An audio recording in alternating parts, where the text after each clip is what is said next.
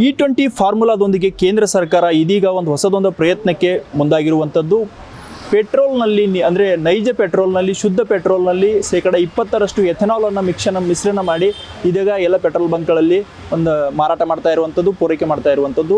ಆದರೆ ಈ ವಿಚಾರದಲ್ಲಿ ಸಾಕಷ್ಟು ಪರವಿರೋಧದ ಚರ್ಚೆಗಳು ಸಹ ನಡೀತಾ ಇರುವಂಥದ್ದು. ಒಂದು ಕಡೆ ನೋಡಬೇಕಾದ್ರೆ ಎಥೆನಾಲ್ ಮಿಶ್ರಣದಿಂದ ಇಂಜನ್ ಅಂದರೆ ವಾಹನದ ಇಂಜಿನ್ಗಳು ಸೀಸ್ ಆಗ್ತವೆ, ಜೊತೆಗೆ ಸಾಕಷ್ಟು ತೊಂದರೆಗಳಾಗ್ತವೆ ಅನ್ನೋ ಆರೋಪಗಳು, ವಾದಗಳು ಸಹ ಇರುವಂಥದ್ದು. ಈಗಾಗಲೇ ಈ ಕುರಿತು ಕೇಂದ್ರ ಸರ್ಕಾರದ ನಡೆಯನ್ನು ಸಾಕಷ್ಟು ವಾಹನ ಸವಾರರು ಸಹ ಖಂಡಿಸ್ತಾ ಇರುವಂಥದ್ದು. ಸೊ ಈ ಬಗ್ಗೆ ಮಾತನಾಡಲು ನಮ್ಮ ಜೊತೆ ಅಂದರೆ ನಿಜವಾಗಿಯೂ ಅಂದರೆ ಎಥೆನಾಲ್ ಮಿಶ್ರಣದಿಂದ ಯಾವೆಲ್ಲ ಸಮಸ್ಯೆಗಳಾಗ್ತವೆ ಅನ್ನೋದ್ರ ಬಗ್ಗೆ ಮಾತನಾಡಲು ನಮ್ಮ ಜೊತೆ ಒಬ್ಬ ಮೆಕ್ಯಾನಿಕರಾಗಿರುವಂಥ ವೆಂಕಟೇಶ್ ಅವರು ಇದ್ದಾರೆ. ಅವ್ರನ್ನ ಮಾತನಾಡಿಸ್ತಾ ಹೋಗ್ತಾ ಇದ್ದೀನಿ. ಸರ್, ಮೊದಲಿಗೆ ಶುದ್ಧ ಪೆಟ್ರೋಲ್ ಮತ್ತು ಎಥೆನಾಲ್ ಮಿಶ್ರಣ ಪೆಟ್ರೋಲ್ಗೆ ಏನು ವ್ಯತ್ಯಾಸ ಇರ್ಬೋದು ಅನ್ಸುತ್ತೆ? ಶುದ್ಧ ಪೆಟ್ರೋಲಲ್ಲಿ ಸ್ಟಾರ್ಟಿಂಗ್ ಟ್ರಬಲ್ ಬರಲ್ಲ. ಪಿಕಪ್ ಇರುತ್ತೆ, ಸ್ಟಾರ್ಟಿಂಗ್ ಟ್ರಬಲ್ ಏನೂ ಇರೋಲ್ಲ, ಚೆನ್ನಾಗಿ ಓಡುತ್ತೆ ಗಾಡಿ. ಬಟ್ ಇದರಲ್ಲಿ ಬಂದ್ಬಿಟ್ಟು ಒಂದು 2-3 ದಿನ ನಿಲ್ಲಿಸಿದ್ರೆ ಬಂದ್ಬಿಟ್ಟು ಸ್ಟಾರ್ಟಿಂಗ್ ಟ್ರಬಲು, ಪಿಕಪ್ ಇರೋಲ್ಲ. ಮಾಮೂಲಿ ಪೆಟ್ರೋಲ್ ಥರ ಗಾಡಿ ಓಡಲ್ಲ. ಎಥೆನಾಲಲ್ಲಿ ಮಾಮೂಲಿ ಪೆಟ್ರೋಲ್ ಚೆನ್ನಾಗಿರುತ್ತೆ, ಏನು ತೊಂದರೆ ಬರೋಲ್ಲ, ಚೆನ್ನಾಗಿ ಓಡುತ್ತೆ ಗಾಡಿ ಮಾಮೂಲಿ ಪೆಟ್ರೋಲಲ್ಲಿ. ಇಷ್ಟು ಮಾತ್ರ ನಮಗೆ ಗೊತ್ತಿರೋಂಥದ್ದು. ಪಿಕಪ್ ಇರೋಲ್ಲ, ಆಮೇಲೆ ಸ್ಟಾರ್ಟಿಂಗ್ ಟ್ರಬಲು 2-3 ದಿವಸ ಸ್ಟಾರ್ಟ್ ಆಗೋಲ್ಲ, ತುಂಬ ಪ್ರಾಬ್ಲಮ್ ಬರ್ತೈತೆ. ಇವಾಗ ಮಾಮೂಲಿ ಪೆಟ್ರೋಲ್ ಕರೆಕ್ಟಾಗಿರುತ್ತೆ, ಪಿಕಪ್ ಇರುತ್ತೆ, ಸ್ಟಾರ್ಟಿಂಗ್ ಟ್ರಬಲ್ ಬರೋಲ್ಲ, ಬೇಗನೂ ಸ್ಟಾರ್ಟ್ ಆಗ್ಬಿಡುತ್ತೆ. ಇಷ್ಟಿದೆ ಪ್ರಾಬ್ಲಮ್. ಇದಕ್ಕೆ ಸಂಬಂಧಪಟ್ಟಂತೆ ಈ ಎಥೆನಾಲ್ ವಿಚಾರಕ್ಕೆ ಸಂಬಂಧಪಟ್ಟಂತೆ ಈ ನಿಮ್ಗೆ ಗಮನಕ್ಕೆ ಈ ರೀತಿಯಾದ ಯಾವುದಾದ್ರೂ ಕೇಸ್ಗಳು ಬಂದಿದ್ದಾವೆ ಅಂದರೆ ರಿಪೇರಿ ವಿಚಾರದಲ್ಲಿ, ಎಂಜಿನ್ ವಿಚಾರದಲ್ಲಿ? ಆಲ್ರೆಡಿ ನಮ್ಮ ರೆಗ್ಯುಲರ್ ಕಸ್ಟಮರ್ಸ್ ಇದ್ದಾರಲ್ಲ, ನಮ್ಮ ಮೆಕ್ಯಾನಿಕ್ಕು ಒಬ್ರು ಹೇಳಿದ್ದಾರೆ, ಅವ್ರ ಗಾಡಿಗೆ ಪೆಟ್ರೋಲ್ ಹಾಕ್ಬಿಟ್ಟು ಹೇಳಿದ್ದಾರೆ ಇದು ಈ ಥರ ಪ್ರಾಬ್ಲಮ್ ಇದೆ ಅಂದ್ಬಿಟ್ಟು. ಆಮೇಲೆ ಇನ್ನೊಬ್ಬ ನಮ್ಮ ರೆಗ್ಯುಲರ್ ಕಸ್ಟಮರ್ ಗಾಡಿ ಸರ್ವಿಸಿಂಗ್ ಕೊಡ್ತಾರಲ್ಲ, ಅವರು ಹೇಳಿದ್ದಾರೆ. ಆಮೇಲೆ ನಮ್ಮ ಹತ್ರ ಇವಾಗ ರೀಸೆಂಟಾಗಿ ಒಂದು ಗಾಡಿ ಬಂದಿತ್ತು, ಆಕ್ಟಿವಾ ಡಿಯೋ, ಅದರಲ್ಲೂ ಪ್ರಾಬ್ಲಮ್ ಇದೆ. ಆಮೇಲೆ ಪೆಟ್ರೋಲ್ ಪಿಕಪ್ಪು ಚೆನ್ನಾಗಿರುತ್ತೆ, ಸ್ಟಾರ್ಟಿಂಗು ಕರೆಕ್ಟಾಗಿರುತ್ತೆ. ಇಷ್ಟು ಅಂತ. ಮತ್ತೆ ಮತ್ತೊಂದು ವಿಚಾರ ನೋಡಬೇಕಾದ್ರೆ ಈ ಎಂಜಿನ್ ವಿಚಾರದಲ್ಲಿ ಎಷ್ಟು ಅಪಾಯಕಾರಿ ಇರ್ಬೋದು ಅನ್ಸುತ್ತೆ ಇದು ಎಥೆನಾಲ್? ಬಂದ್ಬಿಟ್ಟು ಬೇಗ ಸೆಲ್ಫ್ ಮೋಟ್ರ್ ಪ್ರಾಬ್ಲಮ್ ಇರುತ್ತೆ, ಬ್ಯಾಟ್ರಿ ಪ್ರಾಬ್ಲಮ್ ಇರುತ್ತೆ, ಇಂಜಿನ್ ಬೇಗ ಹೋಗಲ್ಲ. ಏನು ಹೇಳಿ, ಯಾಕೆಂದರೆ ಇದು ಬಂದ್ಬಿಟ್ಟು ವಾಲ್ಲು ಪಿಸ್ಟಿನ್ಗೆ ಸಪ್ಲೈ ಆಗೋದು, ಇದು ಮೇಯ್ನು. ಇಂಜಿನ್ವರೆಗೂ ಹೋಗಲ್ಲ. ಏನು ಹೇಳಿ, ಇಂಜಿನ್ವರೆಗೂ ಹೋಗಲ್ಲ.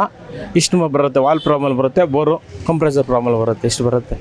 ಸರ್, ಪ್ರಮುಖವಾಗಿ ವಿಚಾರ ಈಗ ನಡೀತಾ ಇದೆ ಅಂದರೆ ಸಾಕಷ್ಟು ಚರ್ಚೆ ಆಗ್ತಾ ಇರೋ ಸಾಮಾಜಿಕ ಜಾಲತಾಣಗಳಲ್ಲೂ ಈ ಬಗ್ಗೆ ಚರ್ಚೆ ಆಗ್ತಾ ಇದೆ. ಮೈಲೇಜ್ಗೆ ಹೊಡೆತ ಬೀಳುತ್ತೆ, 5-10% ಮೈಲೇಜ್ಗೆ ಹೊಡೆತ ಬೀಳುತ್ತೆ ಅನ್ನೋದು.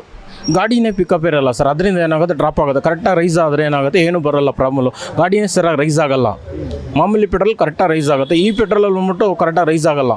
ಇವಾಗ ಕಾರ್ಪೆಟ್ರಿಗೆ ನೀರು ಹೋಗಿದ್ರೆ ಯಾವ ಥರ ರೈಸ್ ಆಗುತ್ತೆ, ಆ ಥರ ಆಗುತ್ತೆ. ಇವಾಗ ಕಾರ್ಪೆಟ್ರಲ್ಲಿ ನೀರು ಮಿಕ್ಸ್ ಆದರೆ ಯಾವ ಥರ ರೈಸ್ ಆಗುತ್ತೆ, ಆ ಥರ ಆಗ್ತೈತೆ. ಇವಾಗ ಈ ಥರ ಪ್ರಾಬ್ಲಮ್ ಇದೆ. ಅಂದರೆ ಆನ್ ಮೂವಿಂಗಲ್ಲೇ ಎಲ್ಲೋ ಒಂದು ಕಡೆ ಸ್ಟಾಪ್ ಆಗೋದು, ಈ ಥರದ್ದು ಏನಾದರೂ ಸಮಸ್ಯೆಗಳಿದಾವೆ? ಪಿಕಪ್ ಇರಲ್ಲ ಅಷ್ಟೇ. ಸೊ ಒಂದು 2-3 ದಿವಸ ನಿಲ್ಲಿಸ್ಬಿಟ್ರೆ ಸ್ಟಾರ್ಟ್ ಆಗಲ್ಲ ಗಾಡಿ ಆದರೆ. ಬಟ್ ಪಿಕಪ್ ಮಾಮೂಲಿ ಪೆಟ್ರೋಲ್ ಥರ ಈ ಗಾಡಿಯಲ್ಲಿ ಓಡಲ್ಲ, ಅಷ್ಟು ಪ್ರಾಬ್ಲಮ್ ಇದೆ ಇವಾಗ. ಪ್ಯೂರ್ ಪೆಟ್ರೋಲ್ ಯಾವ ರೀತಿಯಾಗಿ? ಪ್ಯೂರ್ ಪೆಟ್ರೋಲ್ ಚೆನ್ನಾಗಿರುತ್ತೆ, ಪಿಕಪ್ಪು ಬರುತ್ತೆ, ನಮಗೊಂದು ಸೆಲ್ಫಲ್ಲೇ ಸ್ಟಾರ್ಟ್ ಆಗುತ್ತೆ, ಏನು ತೊಂದರೆ ಬರೋಲ್ಲ, ಕರೆಕ್ಟಾಗಿರುತ್ತೆ ಸ್ಟಾರ್ಟಿಂಗೆಲ್ಲ. ಸೊ ಈ ರೀತಿಯ ಕೇಸ್ಗಳು ಬಂದಾಗ ಏನಂತಾರೆ ಗ್ರಾಹಕರು ನಿಮಗೆ? ಏನು ಮಾಡ್ತೀವಿ, ಆ ಪೆಟ್ರೋಲ್ನ ತೆಗೆದುಬಿಟ್ಟು ಬೇರೆ ಪೆಟ್ರೋಲ್ ಬಂಕಿಂದ ಇದು ಮಾಡ್ತೀವಿ. ಇವಾಗ ಇಲ್ಲೊಂದು ಪೆಟ್ರೋಲ್ ಬಂಕ್ ಇದೆ ಮಶಾನ ಹತ್ರ, ಅಲ್ಲಿ ಒಂದು ಇಬ್ಬರು ಹೇಳಿದ್ದಾರೆ ಪೆಟ್ರೋಲ್ ಚೆನ್ನಾಗಿದೆ ಅಂತಾರೆ. ಈ ರೋಡಲ್ಲಿದೆ, ಒಂದು ಮತ್ತಿಕೆರೆ ಮೇನ್ ರೋಡಲ್ಲಿ, ಅಲ್ಲಿ ಪ್ರಾಬ್ಲಮ್ ಇದೆ ಅಂತ ಹೇಳ್ತಾ ಇದ್ದಾರೆ. ನಾವೇನು ಮಾಡ್ತೀವಿ, ನಾವು ತಿಳಿದ ಮೇಲೆ ಏನು ಮಾಡ್ತೀವಿ, ಆ ಜಾಗದಲ್ಲಿ ಕಳಿಸಲ್ಲ, ಇವಾಗ ಈ ಜಾಗದಲ್ಲಿ ಕಳಿಸ್ತೀವಿ, ಬೇರೆ ಕಡೆ ಕಳಿಸಿ, ಎಲ್ಲಿ ಚೆನ್ನಾಗಿದೆ ಕ್ವಾಲಿಟಿ ಇದೆ ಅಲ್ಲಿ ಜಾಗದಲ್ಲಿ ಕಳಿಸ್ತೀವಿ ಪೆಟ್ರೋಲ್. ಇಷ್ಟಿದೆ. ಸೊ ಸಾಕಷ್ಟು ಅಂದರೆ ಒಟ್ಟಿನಲ್ಲಿ ಎಥೆನಾಲ್ ಮಿಶ್ರಣದಿಂದ ಒಂದು ಸ್ವಲ್ಪ ವಾಹನ ಸವಾರರಿಗೆ ಸಾಕಷ್ಟು ತೊಂದರೆ ಆಗ್ತಾ ಇದೆ ಅಂತೀರಿ ನಿಮಗೆ? ಹೌದು ಸರ್, 3 ಕಂಪ್ಲೇಂಟ್ ಬಂದಿದೆ ನಮ್ಮ ಹತ್ರ ಆಲ್ರೆಡಿ. 3 ಕಂಪ್ಲೇಂಟ್ ಬಂದಿದೆ ಇವಾಗ ಆಲ್ರೆಡಿ. 3 ಗಾಡಿ ಕಂಪ್ಲೇಂಟ್ ಬಂದಿದೆ. ಒಂದು ಡಿಯೋ, ಆಕ್ಟಿವಾ 2 ಪ್ರಾಬ್ಲಮ್ ಬಂದಿದೆ ಇವಾಗ. ಮತ್ತೊಂದು ವಿಚಾರ ಸರ್, ಈಗ 2023ಕ್ಕಿಂತ ಮುಂಚೆ ಇದ್ದ ವಾಹನಗಳಲ್ಲಿ ಇದು ಎಥೆನಾಲ್ ಸಾಕಷ್ಟು ಎಫೆಕ್ಟ್ ಕೊಡ್ತಾ ಇದೆ ಅನ್ನೋ ಮಾತು. ಅದ್ರ ಬಗ್ಗೆ ಗೊತ್ತಿಲ್ಲ. ಇವಾಗ ರೀಸೆಂಟಾಗಿ ನಮ್ಮ ಹತ್ರ ಬರ್ತಾ ಇರೋದು ಪ್ರಾಬ್ಲಮ್. ಇವಾಗ ಈ ವಾರದಲ್ಲೇ ಮಿನಿಮಮ್ ಅಂದರೆ ಒಂದು 3 ಗಾಡಿ ಬಂದಿದೆ. ಈ ವಾರದಲ್ಲೇ ಒಂದು 3 ಗಾಡಿ ಬಂದಿದೆ. ಆ್ಯಕ್ಚುಲಿ 2 ಡಿಯೋ, ಇಲ್ಲ 1 ಡಿಯೋ 2 ಆಕ್ಟಿವಾ ಎಲ್ಲ. ಬಟ್ BS4 BS6 ಯಾವುದಿಲ್ಲ. ಇಂಜಿನ್ ಸೀಸ್ ಆಗೋ ಏನೋ ಚಾನ್ಸಸ್ ಇಲ್ಲದೆ ನಮ್ಮ ಹತ್ರ ಇದ್ರ ಓಡಿಸಿದ್ರೆ ಮಾತ್ರ ಇಂಜಿನ್ ಸೀಸ್ ಆಗುತ್ತೆ. ಬಟ್ ಇದಕ್ಕೆ ಏನು ಸೀಸ್ ಆಗಲ್ಲ, ಬರೀ ಸ್ಟಾರ್ಟಿಂಗ್ ಟ್ರಬಲ್ಲು, ಬೇಗ ಸ್ಟಾರ್ಟ್ ಆಗಲ್ಲ, ಪಿಕಪ್ ಇರಲ್ಲ, ಅಷ್ಟು ಮಾತ್ರ. ಇದಕ್ಕೆ ಆಯಿಲ್ ಇಲ್ಲದೇನೆ ಓಡಿಸಿದ್ರೆ ಮಾತ್ರ ಸೀಸ್ ಆಗುತ್ತೆ, ಇಷ್ಟು ಮಾತ್ರ ಪ್ರಾಬ್ಲಮ್ ಇದೆ. ಸೊ ಅಂದರೆ ಇಂಜಿನ್ ವಿಚಾರದಲ್ಲಿ ಸಾಕಷ್ಟು ಆ ಥರದ್ದೇನು ಅಪಾಯಕಾರಿ ಸನ್ನಿವೇಶಗಳೇನು ಕಂಡು ಬಂದಿಲ್ಲ. ಆದರೆ ಸ್ಟಾರ್ಟಿಂಗ್ ಪಿಕಪ್ಪು ಮತ್ತು ಡ್ರಾಪು ಈ ವಿಚಾರದಲ್ಲಿ ಸಮಸ್ಯೆಗಳಾಗ್ತವೆ ಅನ್ನೋ ಮಾತುಗಳನ್ನು ವೆಂಕಟೇಶ್ ಅವರು ಹೇಳಿರುವಂಥದ್ದು. ವಿಡಿಯೋ ಜರ್ನಲಿಸ್ಟ್ ಕೀರ್ತನ್ ಜೊತೆ ಪ್ರಹ್ಲಾದ್, ಪ್ರತಿಧ್ವನಿ ನ್ಯೂಸ್, ಬೆಂಗಳೂರು.